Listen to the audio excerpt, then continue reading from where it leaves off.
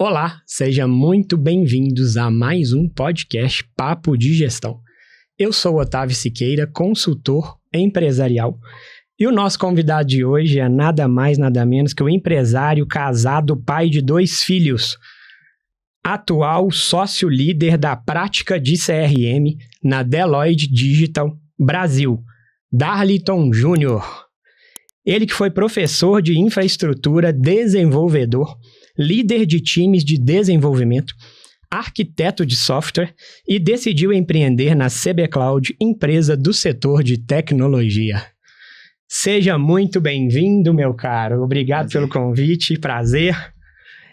Seja muito bem-vindo a mais um Papo de Gestão, você que nos ouve.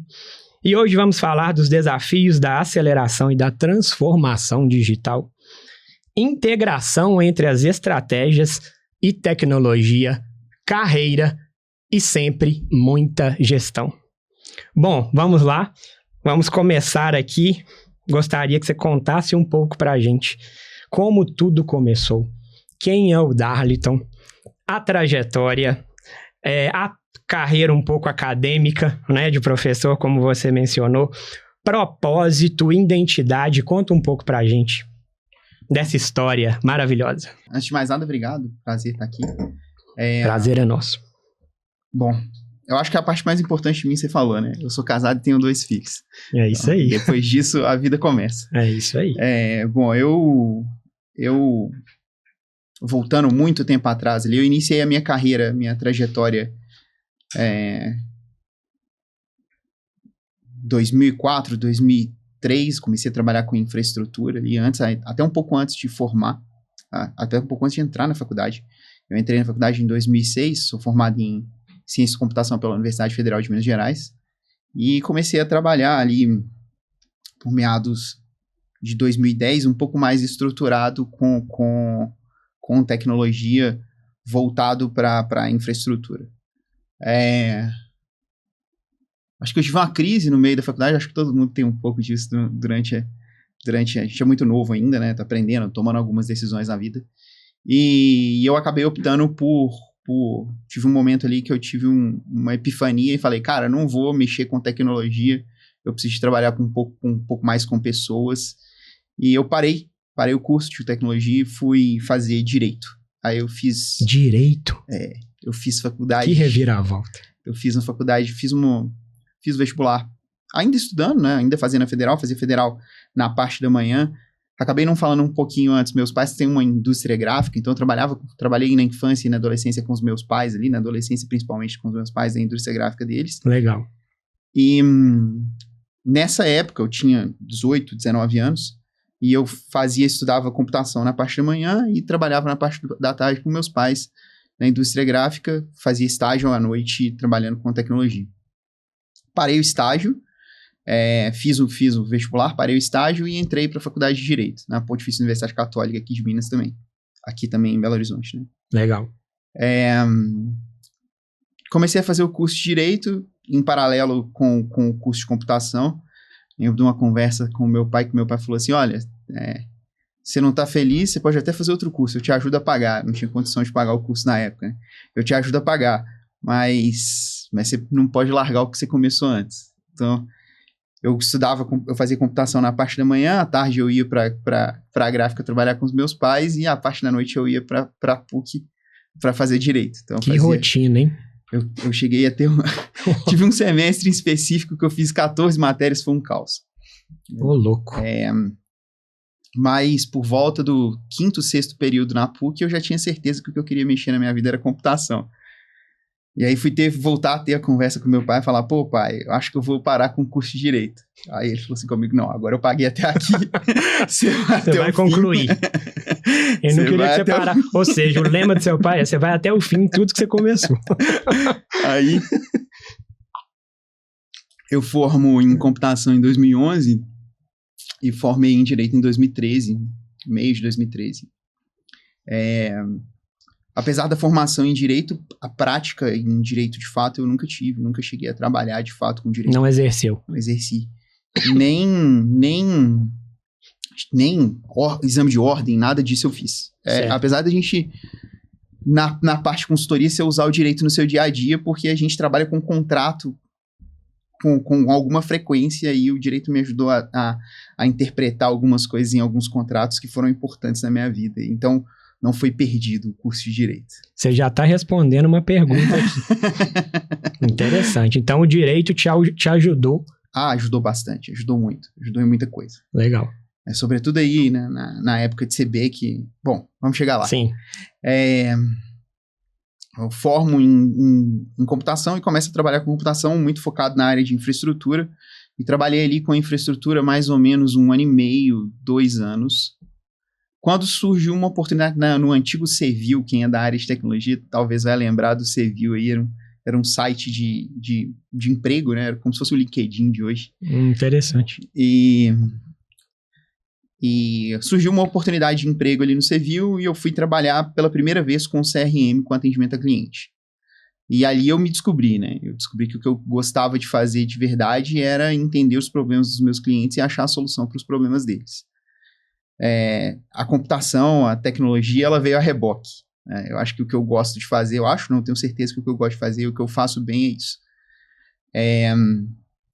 Então eu começo a trabalhar muito voltado ainda na parte de computação, com CRM, trabalhei com alguns CRMs, mas muito forte com um CRM específico que chama Salesforce, me especializei muito nesse CRM.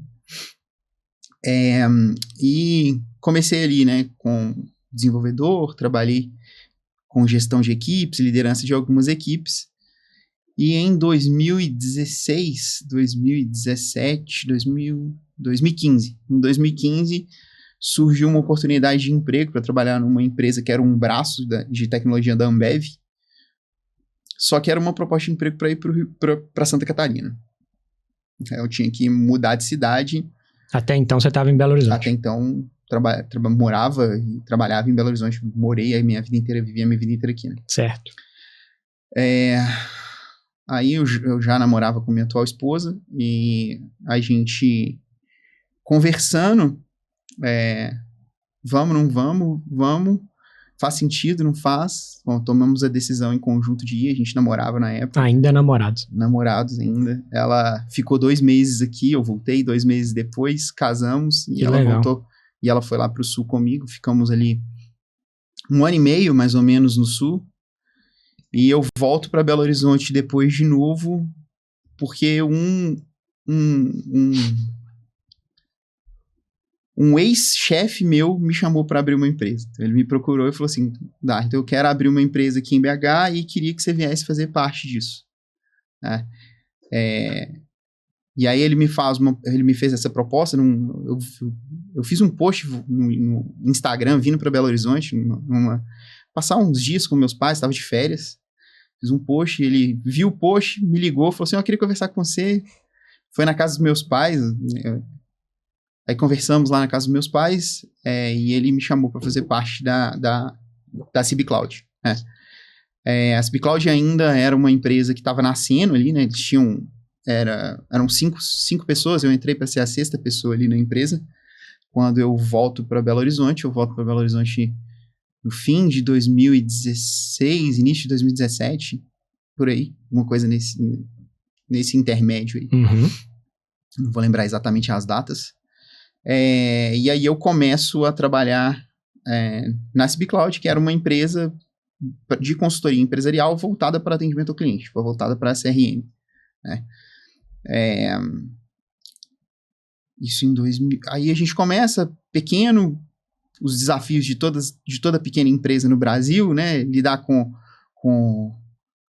tributação, lidar com mão de obra escassa, né? Um mercado que é difícil a mão de obra. Agora é um pouco mais fácil, o mercado de tecnologia melhorou bastante assim, nos últimos anos com relação a isso, mas era muito difícil você achar profissional. A gente tinha basicamente que contratar as pessoas que não sabiam, ensinar as pessoas, e fazer com que as pessoas aprendessem aquilo, né?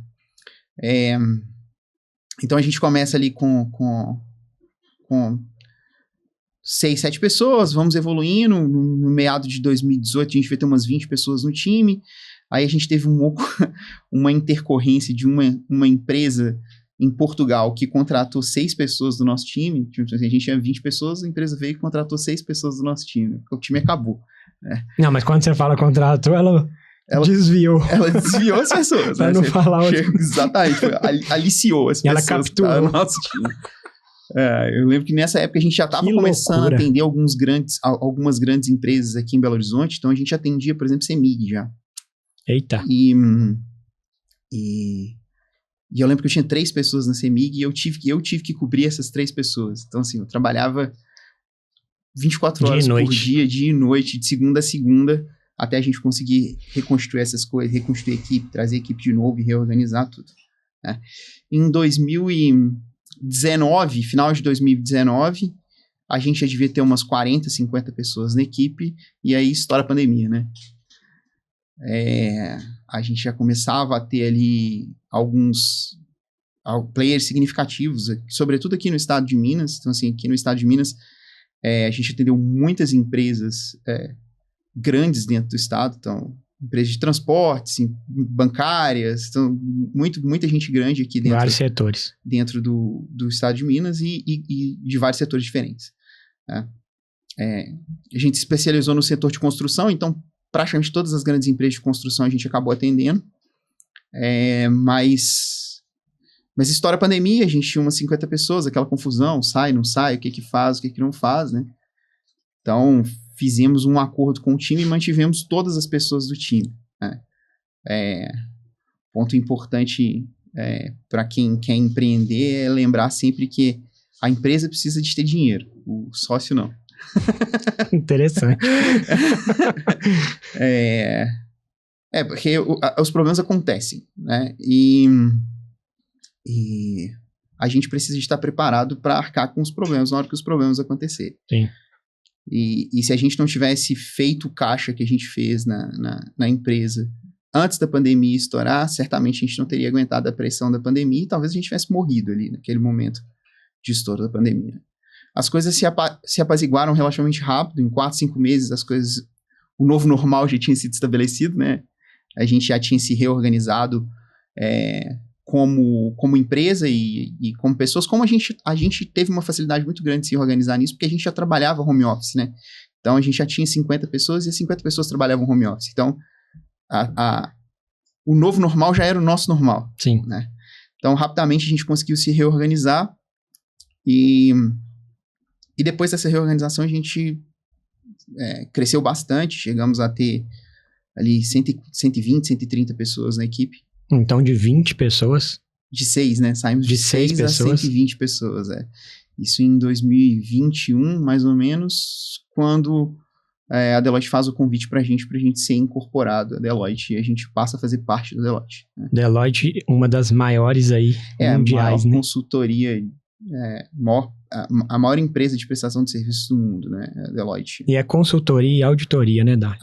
Tem de tudo ali, né? Tem de tudo ali, né? Mas tem tanto a área de consultoria quanto a área de auditoria, mas tem outros ramos também dentro da empresa. Legal, desculpa te cortar, você fala um ponto que eu acho muito importante e tem tudo a ver com gestão, planejamento, que é a nossa NCG, que é nada mais, nada menos que a nossa necessidade de capital de giro, hoje nas empresas. E vejam que ele menciona pra gente que em um determinado momento, seja pandemia ou não, mas nesse pandemia, as empresas que estavam preparadas com as suas NCGs, que é a sua necessidade de capital de giro, e é uma fórmula, é um cálculo, e deve ter previsibilidade. Então, podemos dizer, então, que talvez se não fosse essa... A gente tinha quebrado.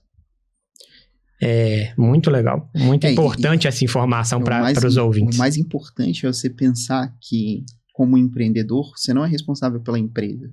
Você é responsável pelas pessoas da empresa. Eram 50 pessoas? Não eram 50 pessoas, eram 50 famílias. Então, se a empresa quebra, as 50 famílias quebram junto. Né? Então, assim, são pessoas que são responsáveis por outras pessoas e dependem daquilo que você faz no seu dia a dia. Então, você precisa ter um cuidado extremo com essas pessoas. A empresa, ela é muito maior do que os sócios da empresa. Então, Com certeza. Então, o capital de giro é essencial. Fantástico. É isso aí. Capital de giro. Vamos lá, vamos partir aqui para algumas perguntas. Como surgiu a oportunidade de ingressar no mercado de tecnologia? A tecnologia veio muito eu falei um pouquinho, né? Veio muito lá na oportunidade no Civil, lá quando eu formei em computação, e veio uma primeira oportunidade em infraestrutura, né? Para trabalhar com infraestrutura. Nunca foi muito a minha praia, a área de infra. Trabalhei ali, fiz bons amigos, tenho bons amigos da época de infraestrutura até hoje. Até as 2 semanas atrás tinha um amigo que estava lá em casa, a gente fazendo um churrasco lá, que era um cara que tinha muitos anos que eu não vi, que é um cara que eu considero bastante. Legal. Mas surgiu ali, começou ali, mas muito por causa da formação, né? A formação é sempre uma ponte para você começar. Né? Sim. Quais experiências anteriores mais marcaram sua trajetória? Anteriores à tecnologia que você fala? Sim. Olha, eu acho que eu tive um momento muito importante, eu acabei nem citando isso, no meu 2º ano de faculdade, eu optei por fazer um intercâmbio. Então, eu fiquei 4 meses fora do Brasil, e eu fiz um intercâmbio que, eu não sei nem se existe essa modalidade de intercâmbio hoje mais, mas ela chamava Work and Travel, né? Então, você saía já daqui eu não tinha, assim, tinha uma condição financeira classe média baixa, né? Então, assim, eu não tinha uma condição financeira de me bancar lá nos Estados Unidos durante 4 meses, né? Então, o que você fazia? Você conseguia viajar, ir para o lugar, só que você já ia com um emprego. Olha. Então, você trabalhava lá e você conseguia ganhar o seu dinheiro para você já era essa modalidade. Lá. A modalidade era assim, né? E aí eu fiquei 2 meses e meio lá, 3 meses e meio, 2 meses e meio, quase 3 meses trabalhando. Trabalhei numa estação de esqui, como ski adjustment, era um negócio bem surreal, porque era um brasileiro fazendo acerto de esqui para americano. Caramba! Então você ficou 3 meses trabalhando numa estação de esqui. Fiquei 3 meses trabalhando numa estação de esqui. Eu arrumei outras coisas para fazer lá, né? Trabalhei no McDonald's, fiz umas outras coisas. Que legal. Mas foi um antes da computação, talvez tenha sido um momento de maior evolução pessoal, assim. Bem marcante. Porque eu sempre tive ali meus pais muito próximos de mim, então foi um momento em que eu fiquei, talvez pela primeira vez, sozinho, assim, no mundo, sabe? E aí eu tive que me virar, fazer as minhas coisas. Eu tinha 18, 19 anos e foi uma experiência interessante para mim. Muito legal. E essa é uma história legal de ser contada. Acho que é inspiradora, inclusive. Qual momento da sua carreira você considera ter sido um divisor de águas? Divisor de águas? Decisivo. Eu acho que eu tenho, assim, mais de um momento de divisor de águas na minha carreira, né? Mas alguns são bem claros, né? Então, assim, eu tenho um primeiro momento que é a escolha em sair de Belo Horizonte e ir para Blumenau, em Santa Catarina, trabalhar ali numa empresa. Foi a primeira vez que eu trabalhei numa empresa de médio porte, vamos dizer assim, né? Eu passei a trabalhar ali numa empresa que tinha 600 funcionários e que lidava com pressão empresarial de fato, né? Lidava com uma pressão maior do que a pressão de se trabalhar numa empresa pequena. Sim. O segundo momento é o momento da volta. Quando eu volto para Belo Horizonte, também é um divisor de águas. Porque, assim, eu já estava bem estabelecido, eu tinha um bom emprego, eu tinha um bom salário, né? Eu era líder de um time de desenvolvimento, eu tinha ali um cargo de arquiteto de software, eu já tinha uma certa estabilidade financeira. E eu volto para empreender para ganhar metade do que eu ganhava lá e minha esposa volta desempregada. Não, isso. Não, vamos lá. Então você meio que retrocede. Muito, né? Muito. Porque assim, sei lá, como se fosse hoje, eu devia ter um salário que significava uns 10 mil reais, mais ou menos, hoje em dia. Caramba! E eu volto para ganhar menos da metade. Eu acho que eu ganhava R$4.500 na época. E minha esposa trabalhava lá, mas ela volta desempregada, né? Porque ela volta para Belo Horizonte sem ter emprego, apesar dela ela tinha os contatos dela aqui, mas ela volta sem emprego formal, né? E a gente tinha feito um pé de meia lá em Blumenau, né? E tinha conseguido fazer os nossos saves, guardar o nosso dinheiro, né? Começar alguma coisa ali de economia. Mas eu volto para ganhar muito menos do que eu ganhava, com a visão de que as coisas iam dar certo e de que as coisas iam funcionar. E de fato não deram certo, né? Então, ali foi um segundo divisor de águas. E eu acho que o terceiro óbvio é o momento da entrada na Deloitte, né? Então, assim, a Deloitte é um mundo, né? Então, eu costumo falar que eu navegava no mar numa lancha, né? E que no momento que eu passo a trabalhar na Deloitte, eu passo a navegar nesse mesmo mar num transatlântico, né? Então, os processos são mais organizados, a organização traz burocracia, né? E por outro lado, você tem uma gama de serviços que você pode prestar que é muito maior. Eu trabalhava focado ali em CRM. Né? Então, cara, minha vida era fazer CRM. Quando eu venho para a Deloitte, eu preciso de abrir meu horizonte, porque a gente faz desde capital humano, dentro da minha área, a gente faz desde capital humano, desde human capital lá, fazendo folha de pagamento, até UX design, fazendo desenho de tela de programação. Então, assim, tem um portfólio é um mundo de serviço, e eu preciso de abrir minha mente para saber como que eu vou atender o meu cliente usando todos esses serviços que eu tenho. Então, para mim, ainda é um aprendizado, porque apesar dos 4 anos já de Deloitte, eu continuo aprendendo todo dia um pouquinho mais o que a gente faz, porque a gente faz muita coisa realmente. Fantástico. Aproveitando que você entrou no CRM, né, eu gostaria que, da forma mais, não só técnica, mas como de uma forma bem mais clara para os nossos ouvintes, para que eles entendam, explica para a gente melhor o que seria um CRM. A CRM, o pé da letra, é Customer Relationship Management, né? É como você faz o relacionamento com o seu cliente, né? Como é o sistema que te ajuda a fazer o relacionamento com o seu cliente. Né? Então, você tem algumas vertentes ali. Então, você tem a vertente a primeira vertente clara é a vertente de venda, né? Obviamente, o primeiro relacionamento que você faz com o seu cliente é vendendo. Sim. Então, você precisa de empresas diferentes, tem estruturas de vendas diferentes, precificação diferente, formas de se vender diferente, o ciclo de vida da venda é diferente. Processos. Né? Processos, tudo. A gente faz adaptação, customização de plataformas de mercado para que essas plataformas sejam adaptadas à realidade do cliente, do nosso cliente, no caso, né? Das empresas que nós atendemos, para que o nosso cliente possa atender o cliente dele da melhor forma possível. A segunda vertente clara é a vertente de pós-atendimento. Então, eu fiz a venda, agora eu preciso de prestar o suporte daquela venda que eu fiz. E, novamente, empresas diferentes, suportes diferentes. Né? Então, você tem uma empresa bancária que vai prestar um suporte, que é um suporte muito mais de volume, mas muito menos técnico. Né? O cara vai falar, quero saber qual que é o saldo do meu cartão de crédito, qual que é a segunda via de um boleto, alguma coisa assim. Né? Uma coisa menos técnica, mas com um volume muito maior. Entendi. De atendimento.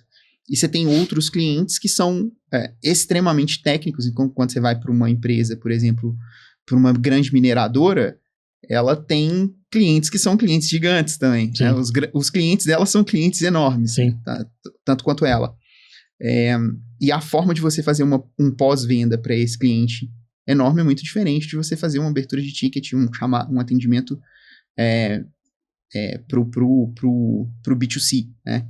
Então, a gente faz o entendimento dessas necessidades dos clientes, faz a adaptação disso para facilitar o atendimento do nosso cliente ao cliente dele. Essas são as duas principais vertentes de atendimento de um CRM, mas no fim do dia, o que os CRMs se propõem a fazer hoje é estabelecer uma forma de atender o seu cliente. Então, dentro de qualquer contexto daquele cliente, da necessidade do cliente dele. Então, qual seja a necessidade do cliente do nosso cliente, é o que a gente precisa de entender e desenhar uma solução para isso. Então, as soluções hoje, elas giram muito em torno, principalmente agora com o advento da inteligência artificial, elas vão girar muito em torno da engenharia de desenvolvimento mesmo, né? Entender, fazer o processo de consultoria, entender aquilo que o nosso cliente necessita para fazer o atendimento e personalizar, não personalizando só ferramentas pré-existentes, né? Não só customizando plataformas pré-existentes, mas criando novas formas de atendimento para esse cliente e aí usando tecnologia, né? A inteligência artificial vai acelerar isso muito aí nos próximos anos. Muito legal. Pessoal, só para deixar claro aqui, me corrija se eu estiver errado. Hoje existe, então, alguns CRMs e um deles, Darlington, é o Salesforce. Salesforce é um dos CRMs. Perfeito. E, na verdade, então, é uma junção. A entrada do CRM e a inteligência da consultoria da Deloitte para otimizar o que o cliente precisa utilizando um CRM. Seria isso? Exatamente. Então, você tem a plataforma, né? Qual seja a plataforma que você usa. A gente está falando de Salesforce aqui como uma das possíveis plataformas. Você tem Dynamics, você tem o SAP CRM, você tem outras plataformas existentes aí. Legal. E o nosso trabalho é entender a realidade do nosso cliente para fazer a adaptação daquela plataforma para que aquela plataforma atenda o cliente da melhor forma possível. E aí, em algum momento, pode ser que a gente entenda que parte do trabalho de atendimento nem vai estar dentro daquela plataforma. Vai estar dentro de um aplicativo mobile, que eu vou ter que construir o aplicativo mobile, e o aplicativo mobile vai ser usado pelo parceiro do meu cliente, e esses dados vão ser trafegados e vão entrar em comunicação com o CRM, e aí o mundo, né? O mundo Ou seja, infinitas possibilidades, mas todas elas voltadas para atender as necessidades do cliente. Exatamente. Se eu vou criar aplicativo, se eu vou integrar com o CRM... No fim do dia, né? Sobretudo a área que eu atuo hoje, né, da Deloitte, que é a Deloitte Digital, é a área de digitalização para atendimento ao cliente. Então, cara, eu preciso de atender o cliente de alguma forma. Qual é a forma de atender o cliente? A forma de atender o cliente é a forma que o cliente necessita de ser atendido. Fantástico. Muito bom mesmo. Vamos lá dar sequência. Como você enxerga o mercado de consultoria digital no Brasil? Melhorou muito. Mas se você for fazer uma comparação com o mercado fora, a gente ainda está engatinhando. É mesmo? Sim. Você tem áreas específicas onde a evolução é muito mais forte. Então, se você pega o setor bancário, por exemplo, o setor bancário no Brasil é um negócio à parte, né? Então, assim, então se você pega, você vai dar consultoria dentro do setor bancário no Brasil, você precisa estar sabendo o que você vai falar de fato, porque eles são diferentes e se eles forem dar consultoria lá fora, eles vão saber dar consultoria lá fora, entendeu? Interessante. Eles são muito, o setor bancário é muito, muito organizado. Então você tem nichos, então tem áreas que são mais organizadas, áreas que são menos organizadas. Eu acho que no exterior você tem uma coisa mais uniforme, vamos dizer assim, com relação às áreas. Não tem tanto uma área com muito mais conhecimento que a outra. Aqui o setor bancário é bem diferente mesmo. Mas melhorou muito nos últimos anos. Eu acho que a gente capacitou muita gente nos últimos anos. Então você tem mais profissionais capacitados para poder fazer esse atendimento, né? Mas a gente ainda tem muito espaço para crescer, muito espaço para evoluir.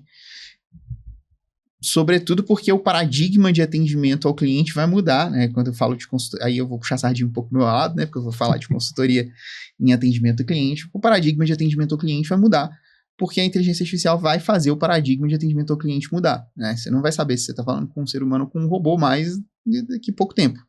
Não vai demorar para isso acontecer, né?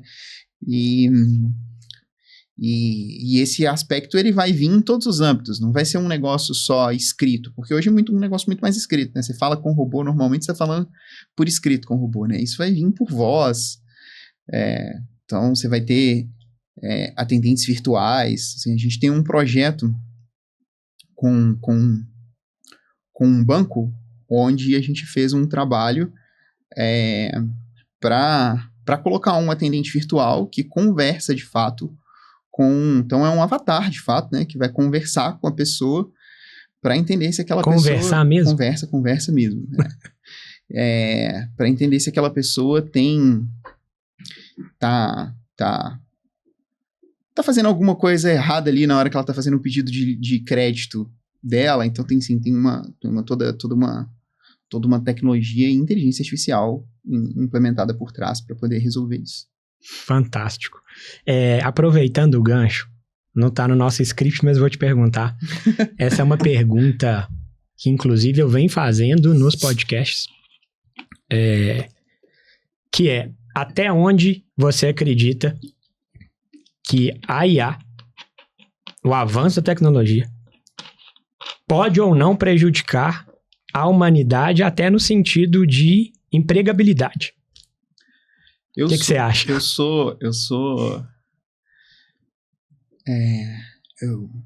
tinha um amigo que falava assim que talvez desconhece uma pessoa tão positiva quanto eu, né? Então, assim, eu tenho um viés muito positivo para tudo que eu olho. E é claro que os impactos vão acontecer. Você olha para trás e olha na Revolução Industrial, os impactos aconteceram. As máquinas substituíram a mão de obra das pessoas. Perfeito. E o problema, ele aconteceu em algum determinado momento, mas as pessoas se adaptaram, a sociedade se adaptou a isso. E eu acho que a gente vai se adaptar da mesma forma que a gente se adaptou no passado. Eu não sei se você tem um livro que chama Eu, Robô. Não sei se você já leu o livro, né? O filme é muito bom, mas o filme é o filme, ele tira conceitos do livro, certo. Só. Então, o filme é uma adaptação muito, muito longe do que o livro é. Perfeito. O livro é um conjunto de contos, né? E cara, ele traz uma visão extremamente positivista de como a inteligência artificial e a robótica podem influenciar o mundo, e esse livro é um livro, cara, do século passado, né? Então, eu tenho uma visão muito positiva com relação a isso. Eu acho que a gente vai se adaptar, e é claro, assim, é aquilo, né? O que aconteceu na Revolução Industrial? As pessoas precisaram de aprender a trabalhar com as máquinas. Ou as máquinas substituíam elas, mas você precisa do operador de máquina, né? A inteligência artificial é a mesma coisa. Se você não aprender a trabalhar com a inteligência artificial, ela vai te substituir. Mas se você souber trabalhar com ela, você só vai usar ela a seu favor. Fantástico. Eu acho que o caminho é esse. Estudar inteligência artificial. Eu mesmo estou fazendo um MBA em inteligência artificial. Que legal. Então, assim, eu acho que existe hoje um MBA para inteligência artificial? Já existe. Que legal. Muito legal. Então às vezes a premissa ali do Elon Musk de o medo ali, talvez, né, iminente da gente ser dominado pela máquina. Cara, eu sou, de novo, né? Eu sou um cara positivo. Eu acho que não. Legal. Acho que não. Muito bom. Vamos lá. Quais são os maiores desafios para consultorias digitais voltadas para a área de tecnologia? E a gente está falando agora... Sem dúvida nenhuma, o maior desafio é pessoas. É gente. Né? Mais uma vez, pessoas. Pessoas. Por que o maior desafio são pessoas? Primeiro porque quando você fala de digital, você fala de um público que é um público novo. Né? Então, você está falando de uma mão de obra mais jovem. Né? Tem a mão de obra... tem os dinossauros, 45 mais? Tem os dinossauros, mas hoje é muito mais comum um público mais novo. Né? E o público mais novo, sobretudo essa geração, é uma geração que, é uma geração que valoriza muito o pessoal. Né? Então, a gestão entre pessoal e profissional, ela é extremamente pesada para esse público. Esse público faz isso muito melhor do que eu fiz. E talvez muito melhor do que a geração dos nossos pais fez. Interessante. Né? Então... as empresas precisam de se preparar para lidar com isso. Né? E muitas vezes os líderes dessas empresas não entendem isso, porque eles são líderes de uma outra geração. né? Então, há um conflito ali. Mas gestão de pessoas, para mim, é o cerne de tudo aí. Apesar da inteligência artificial. Sim. Olha que pergunta legal. A Deloitte tem fama de ser uma escola de talentos. Na prática, você também, como um bom gestor de pessoas no recrutamento, sei que você participa um pouco, já participou, como isso reflete? Cara, a gente, de fato, contrata muita gente de base e treina muita gente. Esse é o principal pilar.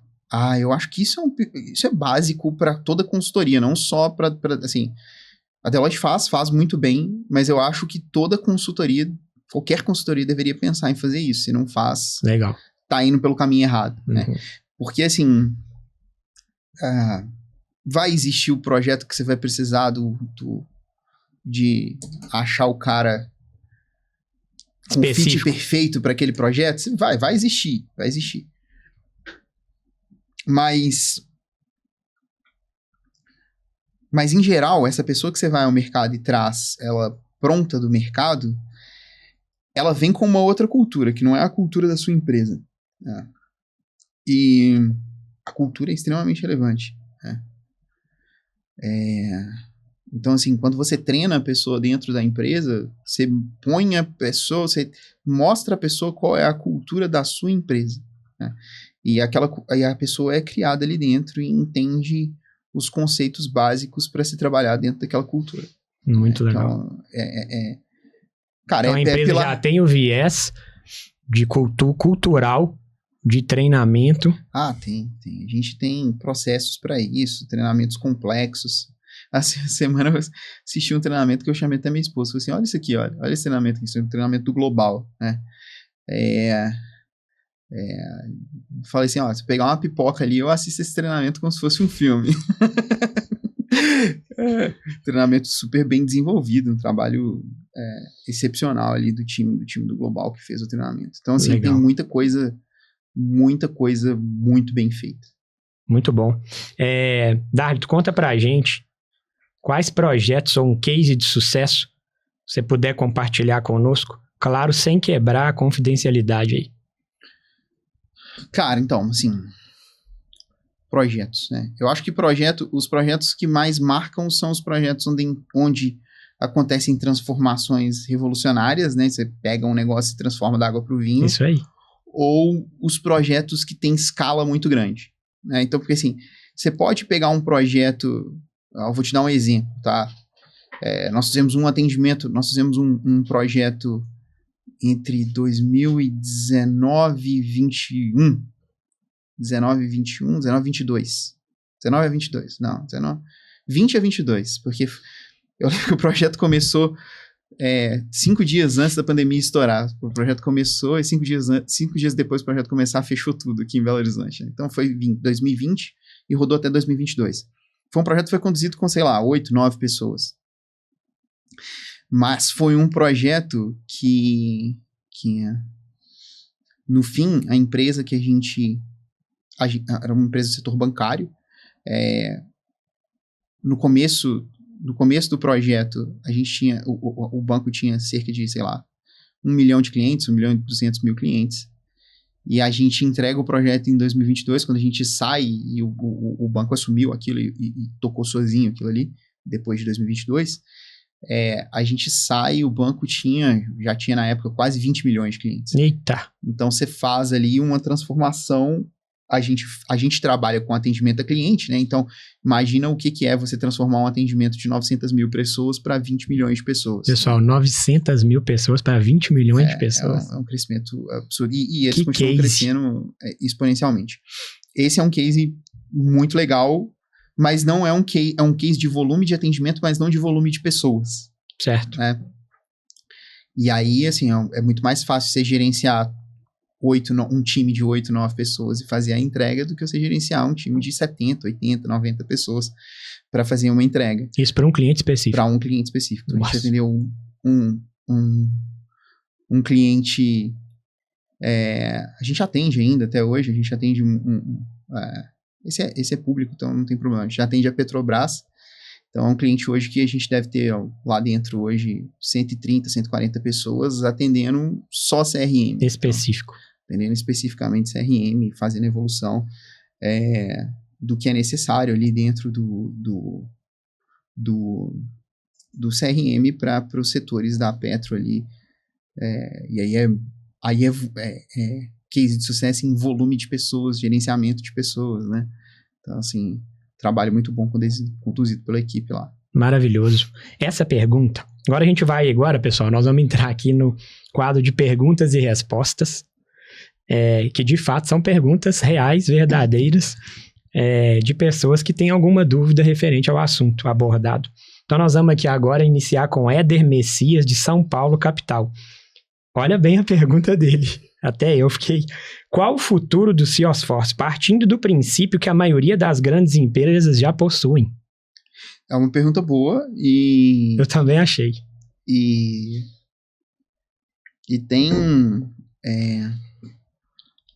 tem algumas visões diferentes em cima disso. E eu tenho a minha particular. Sim. E aí eu vou te falar da minha visão. Claro. O que eu entendo, né? A plataforma, o CRM é um negócio vivo, né? Então, assim, por mais que as empresas elas tenham aquele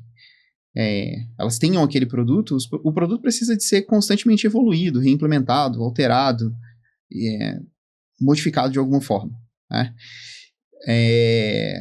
Então, essa é uma das respostas, né? Por mais que as grandes empresas tenham, essas grandes empresas continuamente precisarão de evoluir o sistema. Não basta possuir. Uma segunda coisa é a inteligência artificial, eu falei isso há pouco tempo atrás, ela vai mudar o paradigma de atendimento ao cliente. Então, o CRM ele vai precisar de se adaptar a esse novo paradigma de atendimento. Interessante. Utilizando a inteligência artificial. E aí, seja Salesforce, seja qualquer outra plataforma, a plataforma vai precisar de ser adaptada para atender o cliente com o uso da inteligência artificial. Aí, na briga das plataformas, a plataforma que fizer isso melhor, muito provavelmente vai ganhar market share, vai crescer no mercado. Né? Aí, assim, hoje tem uma disputa muito grande ali no mercado para ver quem faz isso melhor. Eu acho que no Brasil ninguém tem feito tão bem assim, sabe? Eu acho que as plataformas têm tentado, mas ninguém ali, particularmente, eu não vejo um destaque claro de uma plataforma fazendo isso. E eu acho que a engenharia vem talvez até para engolir parte dessas plataformas, né? Então, assim, como o processo de digitalização, o processo de desenvolvimento de software, ele fica muito mais fácil, muito mais acelerado com a inteligência artificial, talvez você tenha parte dessas plataformas sendo substituídas por customizações próprias dos times próprios daquelas empresas que vão desenvolver aquilo do zero, né? Uma caixinha nova, um pedacinho novo ali acoplado ao CRM. E aí, muito forte o trabalho de engenharia, de arquitetura e de dados, né? Para fazer isso acontecer. Resposta complexa, mas incrível. Bernardo Piemont, de Belo Horizonte. Qual sugestão você daria para quem está iniciando na carreira de tecnologia? Estude inteligência artificial. Estude inteligência artificial. Vai ser Não é uma questão de hype, igual assim, há pouco tempo atrás todo mundo falava aí de metaverso, né? Uhum.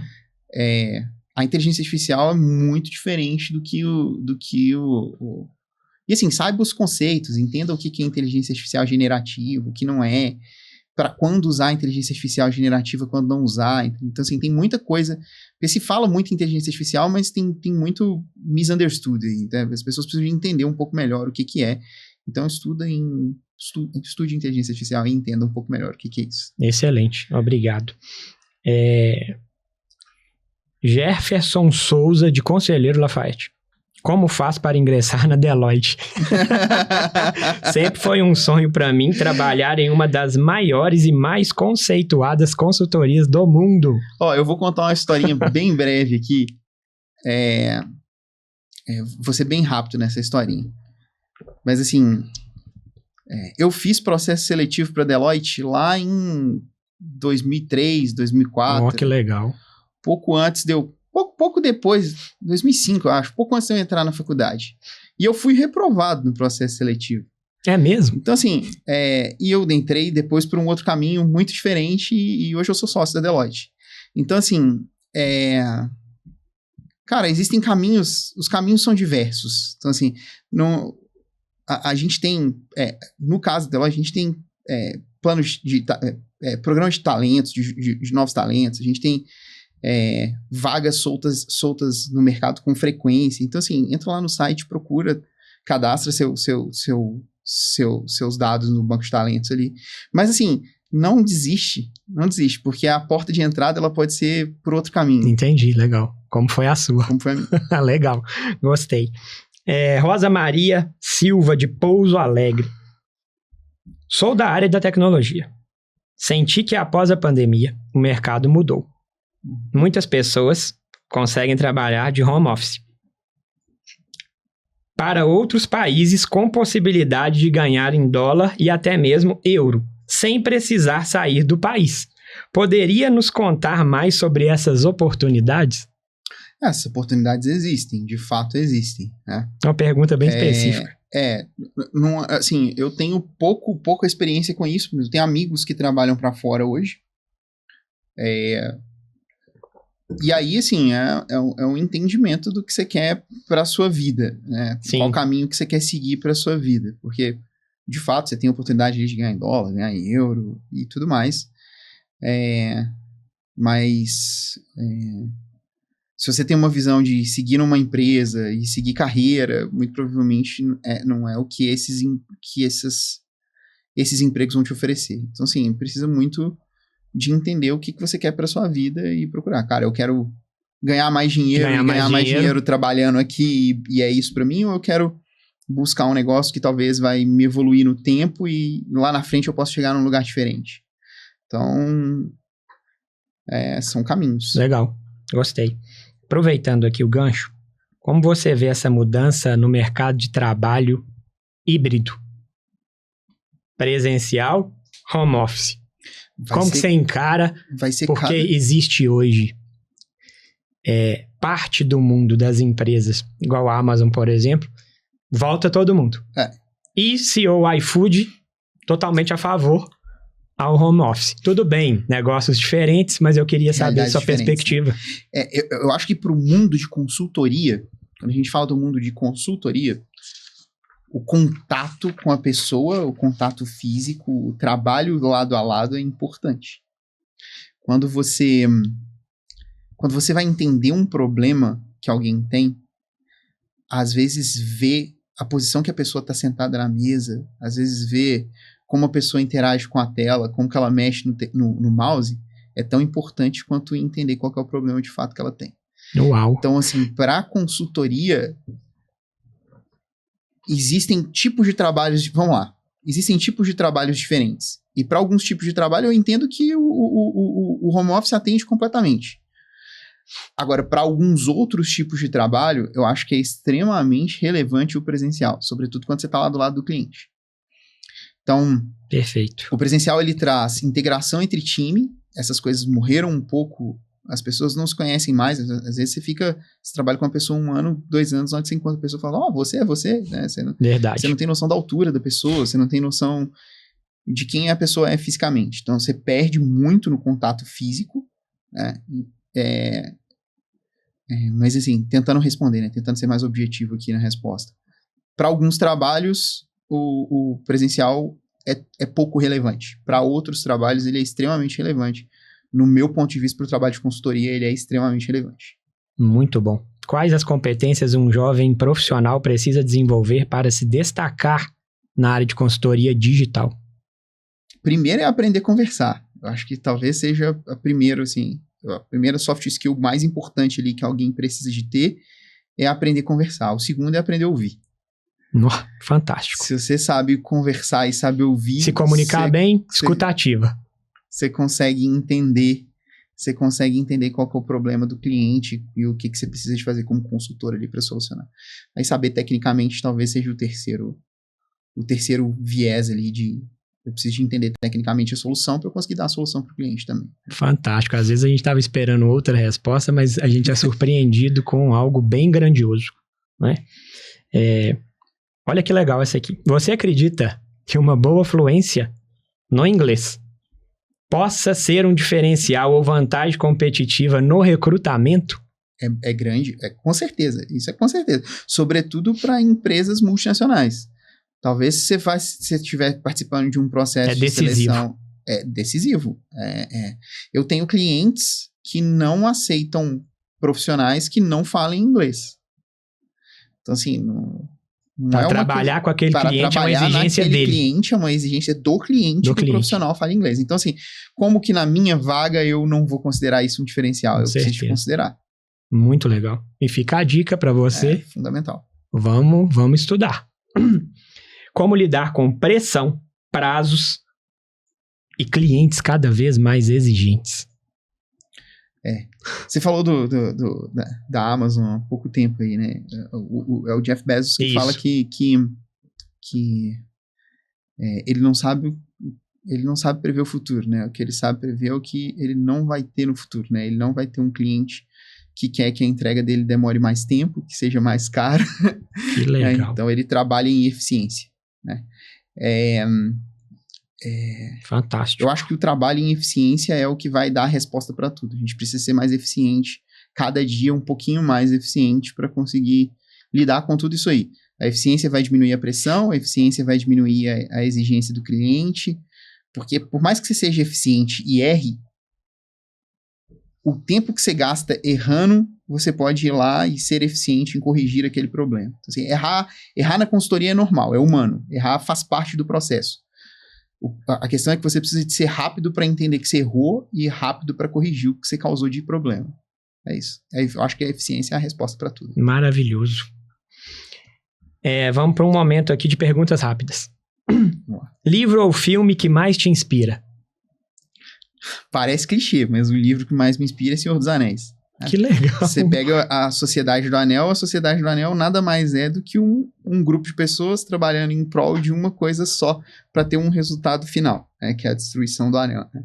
Então, assim, o que a gente faz no dia a dia dentro da consultoria nada mais é do que isso. É um grupo de pessoas trabalhando em prol de um resultado que é atender o cliente. Muito bom. Senhor dos Anéis. Uma habilidade essencial que não se aprende na faculdade. Falei agora há pouco, né? Aprender a ouvir e aprender a falar. Eu acho que são as duas habilidades essenciais que você não aprende na faculdade e que todo mundo precisa. Muito ótimo, muito bom. Maior aprendizado com o erro. Maior aprendizado com o erro. Talvez vou voltar na resposta anterior. Vamos lá. Subestimar a comunicação. A falta de comunicação me fez ter um erro uma vez que foi um erro catastrófico, que uma conversa poderia ter resolvido o problema. Nossa, isso é tão sério, porque a gente fala muito de consultoria, a gente fala de planejamento estratégico, a gente fala de metas, de gestão, de indicadores, KPIs e soft skills, e enfim. Mas, premissa básica, comunicação. Existe um percentual aí que eu acho que um dos maiores problemas nas empresas é a comunicação. Se você não souber comunicar, você não vai a lugar nenhum. Muito bom. E assim, comunique em excesso. É melhor comunicar em excesso do que falhar na comunicação. Boa, boa. Se não fosse da área de tecnologia, de qual seria?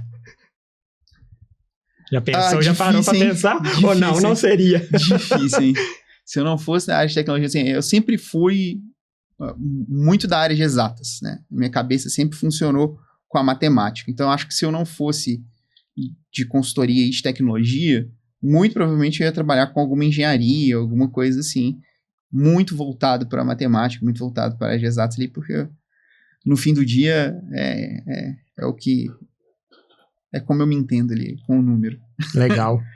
Pessoal, algo talvez que ele não tenha comentado, eu não queria ter compartilhado, mas eu vou pegar no pé dele aqui. Uma pessoa muito humilde, Mas conta pra gente só um pouquinho, a gente tá caminhando aí pro final, dessas certificações que eu já perdi as contas. De quantas certificações esse cara tem? Ah, cara, eu até parei, assim, tem muito tempo que eu não tiro certificação. Meu trabalho técnico diminuiu muito nos últimos anos. Eu tenho 19 certificações Salesforce. Meu Deus. 19 diferentes certificações. Né? Praticamente a árvore toda de arquitetura ali eu tenho, de desenvolvimento. Parabéns. E certificar é um negócio legal, cara. A certificação comprova um pouco o nível de conhecimento que você tem, né? Não usem dumps. Estudem para fazer as provas. Show de bola. Bom, pessoal, chegando mais a um fim de um podcast, do podcast Papo de Gestão. E vamos lá. Qual a mensagem final você deixa para quem está nos ouvindo? E qual conselho você daria pro seu eu do passado? Essa pergunta é boa demais, hein? Acho que a mensagem que eu preciso de deixar é a mensagem da persistência, né? Continuem tentando a fazer aquilo que vocês acham que vocês querem fazer. Então, se você tem um sonho e esse sonho parece uma coisa significante para ti, corra atrás disso, lute para que isso seja realidade. Né? Muito bom.